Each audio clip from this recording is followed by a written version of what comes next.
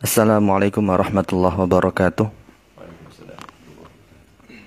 Alhamdulillah wa musalliyan ala rasulillah wa la hawla wa la quwwata illa billah. Asyhadu an la ilaha illallah wa asyhadu anna Muhammadan abduhu wa rasuluh. Allahumma salli ala sayyidina Muhammad wa ala alihi wa sahbihi ajmain, amma ba'du.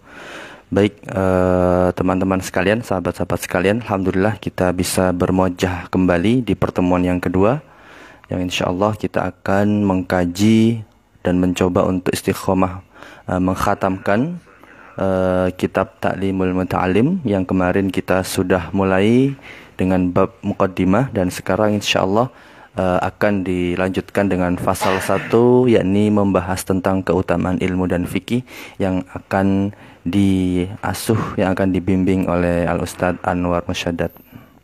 Kepada Ustadz Al-Anwar Musyaddad dipersilahkan.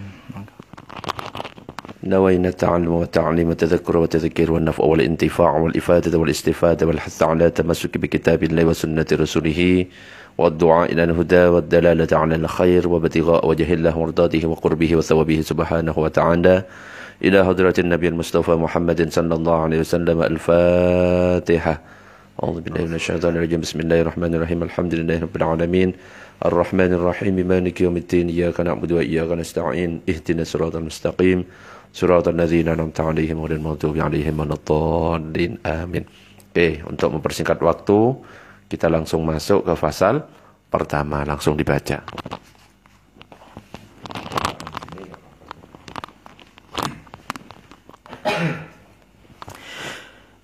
Bismillahirrahmanirrahim.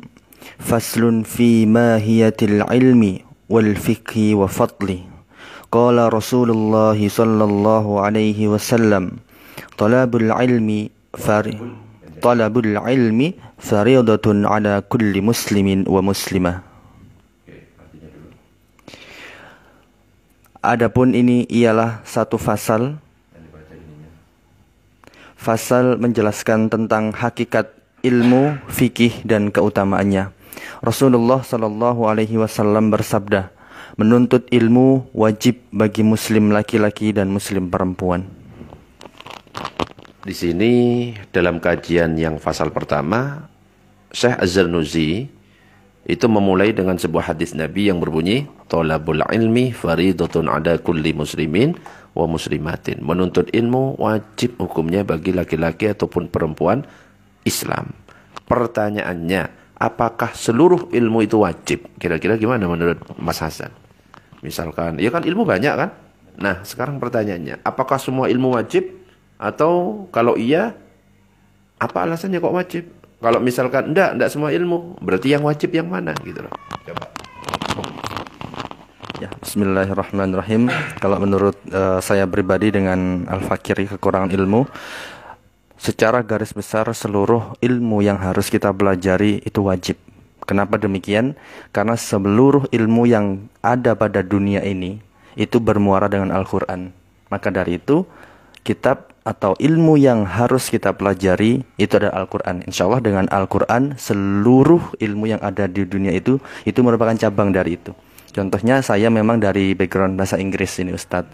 Nah, saya memahami di materi-materi bahasa Inggris itu ada introduction, ada perkenalan, kemudian ada description, yaitu tentang deskripsi yang dimana secara garis besar itu merujuk ke Al-Quran.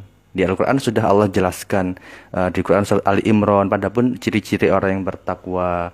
Kemudian ketika introduction juga perkenalan, Allah mengenalkan dirinya bahwa Dialah Tuhan semesta alam, dan juga mengenalkan nabinya yang bernama Ahmad yang ada di bagian-bagian Al-Quran demikian. Jadi saya memaknai seluruh ilmu wajib. Nah, kata seluruh ilmu itu diringkas dalam Al-Quran. Oleh karenanya ilmu yang paling kita wajib pelajari adalah ilmu Al-Quran. Demikian Ustaz. Saya tanya dulu, dalam Al-Quran ada ilmu matematika? Ada, secara tidak langsung aplikasinya ada Ustaz. Dalam Al-Quran ada ilmu kedokteran? Ada pastinya. Berarti tadi kan dinyatakan bahwa hukumnya wajib. Berarti kita secara tidak langsung wajib belajar matematika semuanya. Wajib belajar ilmu kedokteran semuanya. Otomatis kalau dikatakan wajib, orang yang nggak belajar ilmu kedokteran berarti dosa. Berarti betul nggak pernyataan itu? Apakah saya yang nggak paham ilmu kedokteran jadi berdosa? Saya nggak belajar sama sekali tentang ilmu kedokteran. Paham maksudnya? Misalkan tentang ilmu astronomi. Ada apa enggak? Ada kan bintang, bulan. Apakah saya yang tidak mempelajari ilmu astronomi karena dikatakan hukum menuntut semua ilmu itu wajib, apakah lantas saya berdosa? Kalau wajib kan dilakukan pahala, ditinggalkan berdosa. Kira-kira betul enggak pendapatnya bahwa semua ilmu itu wajib? Dari gambaran seperti itu. Kalau dari seperti itu memang ada perbedaan, ada pembagian. Mungkin jadi fardu kifayah seperti itu. Jadi mempelajari sebagian ilmu. Tapi yang saya maksudkan di awal itu memang secara tidak langsung, meskipun kita tidak mendalami, tapi di Al-Quran itu ada bagian dari al-matematika, bagian dari kedokteran. Jadi untuk mempelajari Al-Qurannya itu adalah fardu ain bagi kita seorang muslim. Namun untuk mempelajari cabang-cabang dari ilmu Al-Quran itu, misalkan matematika, kedokteran, astronomi, fisika, dan lain-lain, itu merupakan fardu kifayah sesuai dengan yang kita passionkan gitu, Ustaz. Ya. Oke, untuk menjawab itu semua, kita baca baris berikutnya itu. Coba dibaca.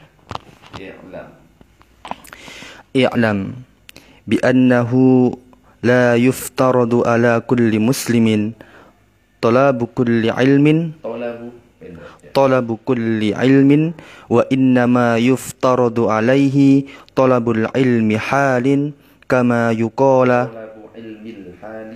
talabu ilmin hali. Apa di situ? Betul. Sama apa enggak? Talabu ilmil hali. Talabu ilmil hali kama yuqala afdalul ilmi. Yuqalu di situ fathah kan? Fathah. Yuqalu. Yuqalu. Oh, afwan. Kama yuqalu afdalul ilmi ilmul hali wa afdalul amali hifdul hali.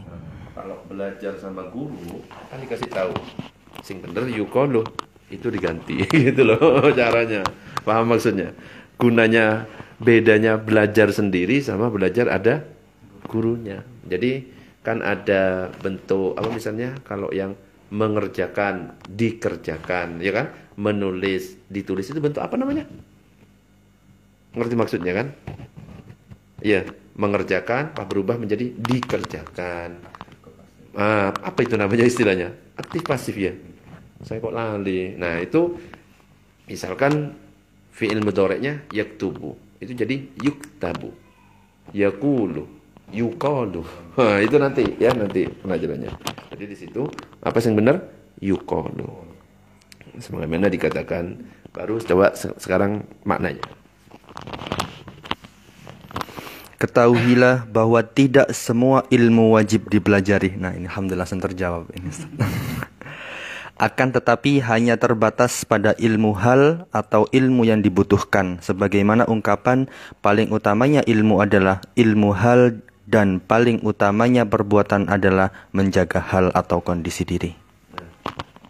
Jadi sudah terjawab kan? Tidak semua ilmu wajib. Meskipun ada dalam Al-Quran, ada ilmu kedokteran, meskipun secara umum, secara global kan.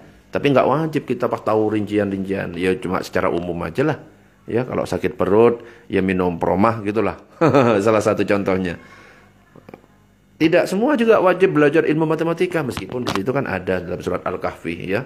Yang apa? Yang penghuni gua ya 300 ditambah 9 tahun. Lah ada penjumlahan seperti itu. Jadi kan itu matematika, tapi nggak harus kita belajar integral. Paham maksudnya? Nggak harus seperti itu. Jadi tidak semua. Tapi yang wajib apa? Di sini dikatakan ilmul hal. Ilmu hal. Jadi dalam syarahnya itu dikatakan ilmu hal itu apa? Ilmu yang berhubungan dengan kewajiban-kewajiban yang biasa kita lakukan. Itu yang wajib. Contohnya apa? Contohnya adalah di baris berikutnya. Coba dibaca. Jadi mesti jawab sebenarnya. Wa yuftaradu 'alal muslimin muslim. Jadi kalau ada alif lamnya al-muslimi ya. Jadi kalau misalkan enggak ada alif lamnya depannya muslimun. Tapi kalau ada alnya al-muslim. Bedanya gitu. Oke, baca coba Wa yuftaradu 'alal muslimi talabu ma yaqa'u lahu fi halihi fi ayyi halin fi ayyi halin kana fa innahu la budda lahu minas salati fayuftaradu alaihi ilmu ma yaqa'u lahu fi salatihi biqadri ma yuaddi bihi fardhus salati. Diwajibkan bagi orang muslim menuntut ilmu yang berhubungan dengan kewajiban sehari-harinya dalam kondisi apapun. Karena seorang muslim wajib melakukan sholat, maka wajib baginya mempelajari ilmu yang berkaitan dengan sholat. Dengan batasan ia dapat menunaikan sholat dengan sempurna. Nanti ini kan masih pembahasan secara umum ya. Nanti saya ajarkan cara membaca, ya, biar ngerti. Gimana contohnya gini. Wa yuftaradu, dan diwajibkan alal muslimi, atas orang Islam, tolabu ma, yaitu menuntut sesuatu ilmu, yaqa'u, yang terjadi, lahu, bagi muslim, fi halihi, dalam kondisinya, fi ayyi halin, dalam kondisi apapun, kana, yang ada. Itu nanti cara membacanya ya. Jadi yang diwajibkan itu adalah yang berhubungan dengan kewajiban. Contohnya apa? Kita umat Islam wajib sholat. Maka wajib kita itu menuntut ilmu tentang masalah sholat. Belajar masalah fikih sholat, ya, tentang tata cara syarat dan rukun, itu wajib, bukan sunnah lagi. Kenapa? Karena sholat itu wajib. Apa yang menyebabkan tegaknya sebuah kewajiban itu jadi wajib? Faham maksudnya? Yang menyebabkan tegaknya sebuah kewajiban itu jadi wajib. Sholat wajib. Syarat sahnya sholat, sebelum sholat harus berwudu. Otomatis gitu. Ya. Wudu itu menggunakan air. Berarti belajar tentang masalah air, mana air suci mensucikan, air suci tidak mensucikan, jadinya otomatis wajib. Kenapa? Ini bisa membuat tegak sebuah kewajiban. Paham maksudnya? Gitu. Contohnya sholat. Maka kita wajib mengetahui tentang fardunya sholat. Gimana supaya sholat itu menjadi sah. Gitu. Oke, berikutnya coba lanjut. Wa yajibu alaihi ilmu ma yaqa'u lahu biqadri ma yuaddi bihil wajiba li'anna ma yutawassalu bihi ila iqamatil fardi yakunu fardan wa ma yutawassalu bihi ila iqamatil wajibi yakunu wajiban. Wa yajibu alaihi ilmu ma yaqa'u lahu biqadri ma yuaddi. Wajib bagi kita itu mempelajari ilmu yang menjadi apa? Ya pokoknya sekadar ukuran kita bisa melakukan. Ya. Salat misalkan. Ya enggak harus rincian-rincian bagaimana kalau ini, itu kan tugasnya ulama, ya. Jadi sekadar kita bisa melakukan supaya salat kita sah, berarti syarat rukunnya harus tahu. Berarti sampai di sini ya, wa yajibu alaihi ilmu ma yaqa'u lahu biqadri ma yuaddi, ya, dengan kadar sesuatu yang mana dia itu bisa melakukan. Ya. Yuaddi bihil wajib, ya, yang bisa melakukan kewajiban itu. Kenapa? Li'anna ma yutawassalu bihi ila iqamatil fardi, karena sesungguhnya suatu yang menjadi perantara kepada tegaknya fardu, ya, yakunu fardon, maka itu juga menjadi fardu, seperti yang tadi saya sampaikan, ya. Atau wa ma yutawassalu bihi ila iqamatil wajib, apa yang menjadi perantara tegaknya kewajiban, yakunu wajiban, maka itu juga menjadi kewajiban. Ya kayak tadi itu, sholat wajib. Yang bisa membuat sholat kita sah adalah wudu. Otomatis wudu juga wajib. Wudu menggunakan air. Otomatis kita mengetahui air suci mensucikan, ini. Yang tidak mensucikan juga hukumnya wajib. Gitu. Oke, lanjut berikutnya. Wa kada fis shaumi waz zakati in kana lahu malun wal habbi in wajaba wal hajji in wajaba alaihi wa kada fil buyu'i in kana yattajiru. Wa kadza fis shaumi, begitu juga dengan puasa, waz zakati, zakat, in kana lahu malun, jika ada baginya itu harta, ya. Jadi harus kalau kita punya harta yang berlebih, kita harus belajar tentang ilmu zakat. Ya. Kalau kita mau masuk bulan Ramadan, mau berpuasa, berarti harusnya masjid-masjid itu mengadakan pembekalan, ya. Kajian masalah fikih puasa. Wal haji, haji juga wajib, ilmu haji itu in wajaba alaihi, jika kewajiban haji itu sudah wajib atasnya, kalau dia mampu, ya. Kalau dia sudah mampu mau berangkat haji, berarti dia wajib belajar ilmu haji. Nggak boleh langsung berangkat tanpa ilmu. Makanya kan biasanya sebelum berangkat haji ada apa namanya itu? Apa sih?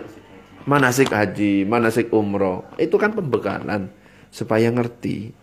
Wa kadza fil buyu'i, begitu juga di dalam hal jual beli. In kana yattajiru, jika dia itu berdagang. Kalau kita berdagang berarti otomatis belajar tentang fikih jual beli, fikih perdagangan. Ya, mau nikah, ojo langsung nikah, tapi belajar tentang ilmu masalah nikah gitu. Fikih nikah gimana? Ada kitab nanti Uqudul Lujain tentang rumah tangga. Ada juga tentang bagaimana hubungan, cara berhubungan. Ada Fathul Izzar, ada Qurratul Uyun. Wah, belajari dulu, baru nikah.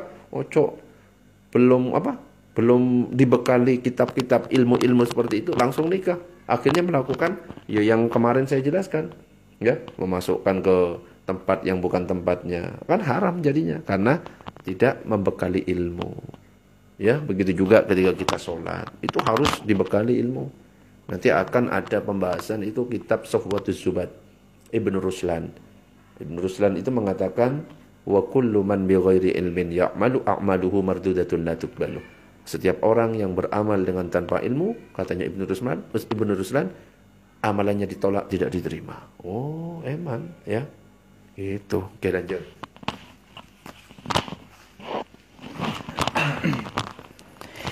Qila li Muhammadi ibnil Hasani rahimahullahu ta'ala ala tusannifu kitaban fiz zuhdi qala qad sannaftu kitaban fil buyu'i ya'ni az-zahidu man yataharrazu anish syubhati.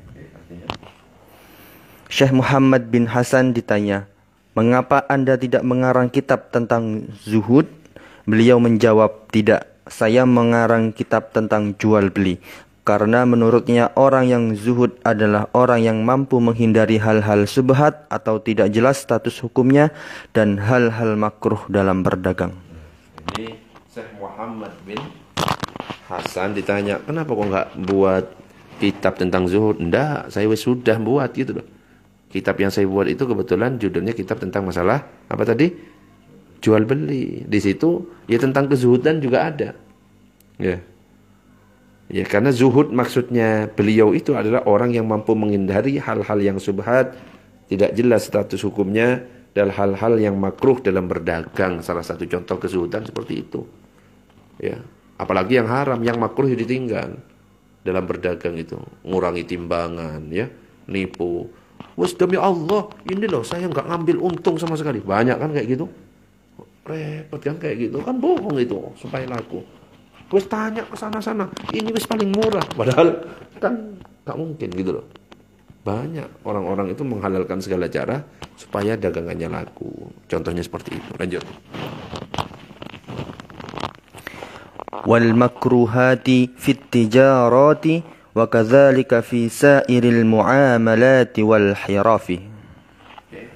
Demikian pula wajib mempelajari ilmu tentang berhubungan dengan orang lain dan berbagai macam pekerjaan. Kalau misalkan kita berhubungan bersosialisasi dengan orang lain, berarti kan harus kita pelajari ilmunya. Ya, nggak sembarangan ada orang tua, meskipun bukan siapa-siapa kita, terus kita jalan sakar PDW, kan harus akhlaknya harus kita pelajari. Gimana kalau berhadapan dengan orang tua? Gimana kalau ngobrol sama orang tua? Adabnya dan lain sebagainya. Ya, pekerjaan. ya, pekerjaan misalkan jadi admin. Berarti gimana supaya saya ini menjadi amanah dan lain sebagainya? Itu harus dipelajari. Menjadi apa? Misalkan pegawai bank. Itu pegawai bank gimana itu? Bank kan ada dua, bank konvensional, bank syariah. Kalau bank syariah apakah sudah syariah? Belum tentu semuanya syariah. Bank konvensional apakah semuanya haram?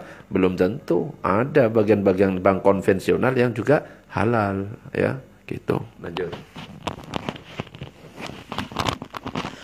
Wa kullu man ishtaghala bi syai'in minha yuftaradu alaihi ilmu taharruri anil harami fihi. Ilmu taharruzi anil harami fihi. Setiap orang yang terjun dalam suatu masalah, maka wajib baginya mempelajari ilmu yang dapat menghindarkannya dari perbuatan haram di dalamnya. Dijawab kan ya? Pokoknya sibuk dalam hal apa? Pelajari. Supaya apa? Tidak melakukan keharaman di situ. Sibuk dalam perdagangan berarti mempelajari tentang perdagangan supaya tidak melakukan hal-hal yang haram dalam perdagangan itu. Ya, bisa dipahami ini kan? Wa kadzalika yuftaradu alaihi ilmu ahwalil qalbi minat tawakkuli wal inabati wal khasyati war ridha fa innahu waqi'un fil jami'il ahwali. Fi jami'il ahwali. Bacaan artinya Ustaz. Setiap muslim wajib mempelajari ilmu yang berkaitan dengan hati, seperti tawakal, inabah atau kembali pada Allah, khasyah atau takut pada murka Allah, dan ridho atau rela dengan ketentuan Allah. Semua itu selalu dibutuhkan dalam kondisi apapun. Jadi enggak hanya sholat, ya, puasa, zakat, tapi ilmu tentang hati, ya, iri, dengki, suudzon, husnudzon, itu juga harus dipelajari. Tawakal, pasrah kepada Allah, taubat. Nah, itu nanti pelajarannya dalam bab tasawuf ada nanti itu. Ya, akan kita bahas lebih dalam. Ya, ini masih secara umum saja, kita wajib juga belajar masalah ilmu itu. Ya, kalau biasanya kelompok-kelompok sebelah itu istilahnya tazkiyatun nufus. Tapi kalau dalam kelompok kita itu aswaja itu ya tasawuf, kajian tasawuf. Tasawuf itu ilmu tentang hati, ilmu tentang akhlak. Ya, bukan yang seperti gambaran kelompok-kelompok sebelah bahwa tasawuf itu kalau sudah mencapai ini akhirnya enggak sholat, enggak ya. Dia itu kan menerjemahkan sendiri, mengharumkan sendiri. Repotnya kayak gitu orang yang enggak mau tabayyun. Tahlilan, ya kan, diterjemahkan sendiri makna tahlilan, kemudian diharamkan terjemahannya itu. Paham maksudnya? Maulid Nabi diterjemahkan makna Maulid Nabi, diharamkan makna yang diterjemahkan, padahal harus tabayyun, ya. Apa sih Maulid Nabi itu? Oh, Maulid Nabi ternyata membaca kisah, ya kan? Kisah Nabi dibaca. Ada kajiannya, ada ininya, ada pembacaan Al-Qur'annya. Harusnya kan tabayyun seperti itu kan, akhirnya di situ ngumpul, akan diterjemahkan sendiri, ada ikhtilat antara ini, ya kan? Terus ada joget-joget dan lain sebagainya, kan menerjemahkan sendiri kalau seperti itu. Nah, pas terus diharamkan, kan repot. Orang model kayak gitu itu yang harus dibasmi, ya. Repot kalau kayak gitu. Oke, sebelum dilanjutkan, mungkin ada yang mau didiskusikan. Itu kan nanti utama ini. Ya, Pak. Alhamdulillah. Diberi kesempatan, ini berkaitan dengan yang barusan Ustadz sampaikan. Ini berkaitan dengan kelompok sebelah yang lebih mudah untuk mendefinisikan sendiri dan juga untuk mengharamkan sendiri. Dalam arti yang saya ketahui, menurut hemat saya itu di kelompok sebelah memang terkadang mengartikan sunnah itu apa yang dikerjakan dan yang dikatakan Nabi. Terlepas dari seharusnya kalau masalah sunnah itu juga ada takririyah poinnya di situ, Ustaz. Makanya oleh karena itu saya menjumpai itu ketika tadarusan gitu. Itu kan karena pakai mic, kemudian dan juga tadarusan ini tidak ada di zaman Nabi. Seperti ini setelah tarawih kemudian ngaji, kemudian juga akhirnya apa yang namanya, itu kan sebenarnya amalan yang tidak dikerjakan Nabi mungkin ya. Tapi di situ kan juga bisa jadi ada poin takririyahnya yang sudah menjadi dasar hukum sebagai sunnah seperti itu, Ustaz. Ya. Misalkan tadarus, katanya siapa? Nggak ada dalilnya. Baca. Ya, orang yang membid'ahkan tadarus itu berarti pikniknya kurang jauh, ya. Kopinya kurang pahit, ya. Oh, itu repot. Banyak dalam hadis-hadis sahih bahwa Nabi itu setor kepada malaikat Jibril, ya kan? Setor hafalan Qur'annya. Berarti itu apa? Tadarus itu. Dan itu dilakukan selama bulan Ramadan. Untuk ngeceki apa? Al-Qur'annya, ya, kalimat-kalimatnya apakah sudah pas dan lain sebagainya. Itu dalil dari tadarus. Ya itu gara-gara nggak ada mic dan lain sebagainya. Padahal kan mic itu kan sarana. Kalau mereka kan sarana wis dianggap bid'ah apa ya apa sih? Iya, sarana. Lah kalau misalkan pakai mic tadarus, pakai mic nggak boleh, harusnya azan juga nggak boleh pakai mic. Konsisten gitu loh. Mereka nggak mau membagi bid'ah menjadi dua. Ya, kalau kita kan sebagaimana Imam Syafi'i mengatakan al bid'atu bid'atani. Bid'ah itu ada dua. Ya, bid'ah hasanah, bid'ah dhalalah atau mahmudah, madmumah. Ada dua. Tapi mereka nggak ada pembagian bid'ah. Tapi mereka setelah tidak sadar membagi sendiri. Ada bid'ah yang apa? Berhubungan dengan dunia. Ada yang berhubungan dengan masalah agama. Lah dia itu membedakan.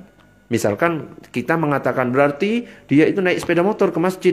Itu bid'ah karena nggak dilakukan oleh Nabi. Mereka alasan, lah ini kan masalah duniawi. Faham maksudnya? Nggak ada hubungannya sama agama. Berarti ini bukan bid'ah. Secara tidak langsung dia itu membagi. Hal yang baru itu menjadi dua. Bid'ah yang agama, yang satunya bid'ah duniawi. Sedangkan mereka membagi menjadi dua, kita nggak boleh membagi menjadi bid'ah hasanah, bid'ah dhalalah. Dia itu nggak sadar. Nah, mau dicek semuanya ya banyak. Ya. Sahabat-sahabat Nabi banyak melakukan hal yang tidak dicontohkan oleh Nabi. Sahabat contohnya ketika apa? I'tidal. Sami Allahu liman hamidah. Hamdan katsiran tayyiban mubarakan fi. Nabi nggak pernah mengajarkan. Yang diajarkan Nabi, Rabbana lakal hamdu mil'us samawati wal ardi. Akhirnya Nabi noleh. Siapa tadi yang menjawab hamdan katsiran? Enggak berani. Sahabat akhirnya ngaku, saya melihat beberapa malaikat rebutan untuk mencatat pahala kalimat itu. Oh, dijempol sama Nabi. Ya, banyak. Sayyidina Utsman, azan yang awalnya 1 kali dilakukan di zaman Nabi, Sayyidina Utsman azan Jumat berapa? 2 kali. Umar bin Khattab, Nabi gak pernah apa namanya? Sholat tarawihnya Nabi berapa? 11. Katanya siapa 11? Gak pernah disebutkan. Hadis yang disebut sampaikan oleh Aisyah, ya, tidak pernah Nabi di malam hari, ya kan, sholat 11 rakaat. Tapi lihat lanjutannya di bulan Ramadan dan selain bulan Ramadan. Coba perhatikan, ada di bulan Ramadan dan selain bulan Ramadan. Coba 11 rakaat yang bisa dilakukan di bulan Ramadan dan selain bulan Ramadan, kira-kira apakah itu tarawih? Bukan. Masa tarawih dilakukan di luar selain Ramadan? Bukan. Apa 11 rakaat itu? Witir atau tahajud. Jadi itu dalilnya witir atau tahajud. Nanti ada kajian bab fikih tarawih. Nggak disebutkan sholatnya Nabi. Yang disebutkan itu Nabi datang hari pertama diikuti, iya kan? Pulang. Hari kedua tambah banyak. Hari ketiga, keempat Nabi nggak datang. Itu dan nggak disebutkan Nabi pada waktu itu sholatnya berapa. Bahkan dalam hadis-hadis yang menyebutkan jumlah tarawih jelas itu tentang tarawihnya Umar bin Khattab 20. Adapun yang 11 tadi itu bukan jumlah tarawih. Para ulama bukan mengatakan itu bukan dalil sholat tarawih, itu sholat witirnya Nabi. Karena di situ ada ini dikerjakan di bulan Ramadan dan di luar Ramadan. Tarawih tidak dikerjakan dalam 2 waktu itu. Tapi kalau witir di Ramadan dikerjakan, di luar Ramadan dikerjakan. No, ya. Makanya apa tadi pertanyaannya? Sudah terjawab belum? Iya gitu, ada lagi. Ya. Ini berkaitan dengan melanjutkan yang tarawih tadi. Saya dulu sempat belajar. Nah, ini ya kurangnya terputusnya karena sudah lupa atau dan lain sebagainya. Untuk bilangan tarawih sendiri itu sebenarnya tidak hanya 11 dan 20 Ustaz itu ya. Benarkah ada yang 36, ada yang sampai 48? Itu apakah benar? Itu yang pertama. Kemudian yang kedua, kembali lagi ke tadi perkenalan di bab sholat. Itu kan ketika kita mempelajari itu harus sebagai ekosistem. Kita belajar sholat, otomatis di situ tersambung juga wudhu, juga tersambung juga dengan air. Pun juga nanti ketika tidak ada air, otomatis kita juga harus bertayamum. Nah itu. Nah apa namanya yang saya tanyakan adalah ketika kita sudah tidak mendapatkan air, otomatis kita bertayamum. Tapi selepas sholat itu air itu ada gitu, muncul gitu, menyumber atau ada persediaan yang cukup untuk kita bersuci. Itu apakah sholat kita itu termasuk sudah tercatat sebagai sholat atau nanti digugurkan atau sebagai sholat sunnah dan kita harus sholat kembali untuk mengganti yang tidak ada airnya tadi itu, Ustaz? Jadi yang pertama tentang rokaat sholat tarawih, 4 mazhab nggak ada yang mengatakan jumlahnya 11 rokaat. Mazhab Syafi'i 20 plus 3. Mazhab Hambali 20 plus 3. Mazhab Hanafi 20 plus 3. Mazhab Maliki 36 plus 3. 39. Alasannya 36 itu kenapa? Tahu alasannya kenapa? Ya, kalau di Mekah itu kan 20. Tarawih itu kan artinya istirahat sih. Ya. Jadi nggak langsung, nggak kayak kita ya. Sholat 4 rakaat, dapat 4 rakaat itu sih tawaf. Kalau di Mekah itu bisa tawaf, di Ka'bah ya tawaf. Jadi setiap 4 rakaat tawaf. Berarti berapa kali tawafnya? Coba dihitung. Kalau 20. 5 kali. Ya enggak lah, coba dihitung. 4. Kan yang terakhir kan enggak selesai. Kan selesai kan yang terakhir. Berarti 4 tawaf. Nah, setiap tawaf oleh orang Imam Malik akhirnya, wah kalah pahala ini gitu Imam Malik ya. Akhirnya Imam Malik mikir, ini jangan sampai kalah pahala kalau orang yang di Mekah bisa tawaf. Di Madinah kan imamnya Madinah kan Imam Malik. Ini ya biar nggak kalah ya, akhirnya ditambah setiap tawaf itu diganti dengan rakaat. Diganti berapa kira-kira? 4 juga. 4. Jadi setiap tawaf diganti 4 rakaat. Kan 4 tawafan. Berarti 4 kali 4. 16. 16 tambah 20. 36. Itu sejarahnya jadinya 36 rakaat. Di Madinah. Karena iri. Waduh di sana bisa tawaf. Ya setiap 4 rakaat. Lah di sini enggak ono sing ditawafi. Gitu loh. Akhirnya Imam Malik berijtihad. Wes ganti 4 rakaat. Akhirnya jadi 36 sholatnya. Bahkan macam-macam. Ada yang sampai berapa-berapa ya. Tapi yang mayoritas yang masyhur yang kita kenal yaitu 4 mazhab itu segitu. 11 enggak ono 4 mazhab ya. Sing ono itu ya di Indonesia aja 11. Tapi enggak apa-apa. Ya mudah-mudahan yang 8, yang 20 tetap sama-sama masuk ke hadis Nabi yang berbunyi mangqama ramadhana imanan wahtisaban ghufira lahu ma taqaddama min dzambi. Kan sama-sama qiyam ya kan di bulan Ramadan meskipun cuma 8. Ya uniknya kalau misalkan memang yang benar 8, kita masih ada susu. Ngerti lah. Tapi kalau misalnya yang benar 20, sing 8 kaiso. Apa deh? Terus yang kedua tadi apa?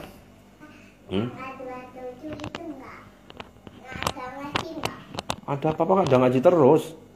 Apa mau kemana? Jalan-jalan. Ya wes bilang, iya jalan-jalan. Ya bilang sana. Iya bilang tempat pesan hotelnya. Ya. Oke. Pertanyaan yang kedua. Ya. Saya papa ngaji dulu. Pertanyaan yang kedua tadi apa? Tentang tayamum. Ketika kita sholat Jadi nanti tayamum itu ada pembahasan tersendiri. Ada kalanya tayamum nggak perlu mengulang sholat, ada kalanya tayamum yang harus mengulang. Contoh, misalkan kita bertayamum di tempat yang memang nggak ada air, nggak perlu mengulang sholat. Tapi kalau di tempat yang biasanya ada air, tapi kok tiba-tiba nggak ada pada waktu itu. Nah ini ketika ada air, ngulang nanti.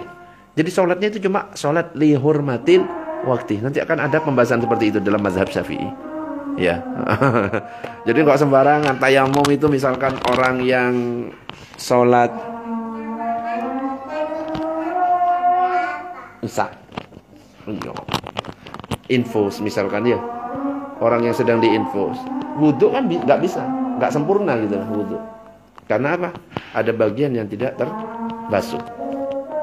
Tayamum pun tidak sempurna. Karena apa? Ketika diusap tangan ada yang tidak terusap. Jadi dua-duanya itu nggak bisa. Makanya sholat bagi orang yang kena infus, kalau kena infus, diinfus, itu ya harus mengulang nanti. Ada namanya sholat dihormatil waktu. Karena tidak bisa memenuhi syarat dan rukunnya.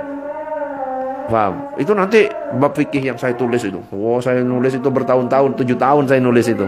Dan sekarang cuma menerangkan, nggak perlu ngetik-ngetik lagi. Sudah tertata rapi, sudah. Nanti biar tahu. Lanjut. Ada pertanyaan lagi? Cukup. Jadi sampai sini ya. Sedikit ternyata ya. Jamin ahwal. Hah? Iya. Bijamil ahwal. Jadi kalau berhenti itu ya di potongan-potongan wa kadzalika yuftaradu alaihi itu ya ilmu ahwalil qalbi. Jadi jangan disambung wa kadzalika yuftaradu alaihi ya, kecuali baca menghatamkan. Jadi kalau baca kita wa kadzalika yuftaradu alaihi ilmu ahwalil qalbi minat tawakkul. Enggak usah dengung-dengung. Ya, wal inabati wal khasyati war ridha fa innahu waqi'un fi jami'il ahwal. Enggak usah waqi'un. Enggak usah. Beda. Ya. Ada pertanyaan? Mungkin lama ini. Atau sudah jelas? Enggak apa-apa.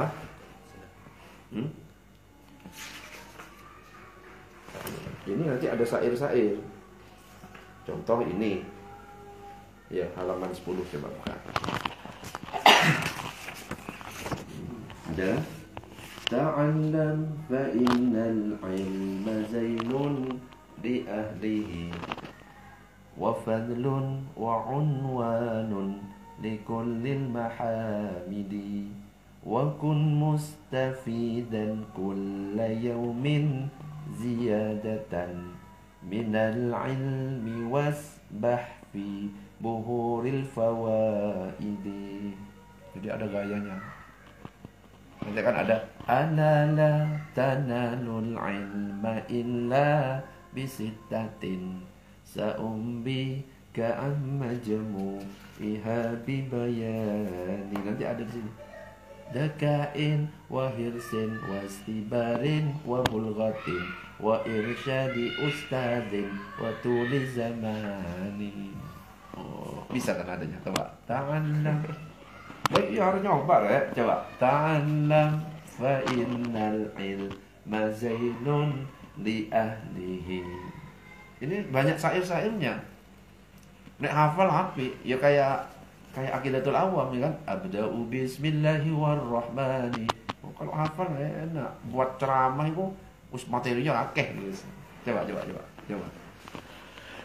تعلم فإن العلم زين لأهله وفضل وعنوان لكل المحامد.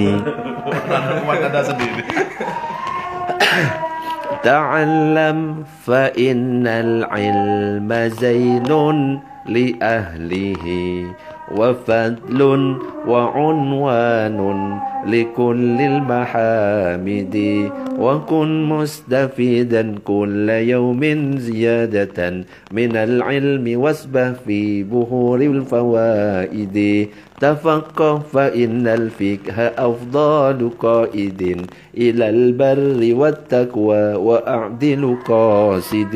Banyak ini ya, ada penjelasannya semua gitu.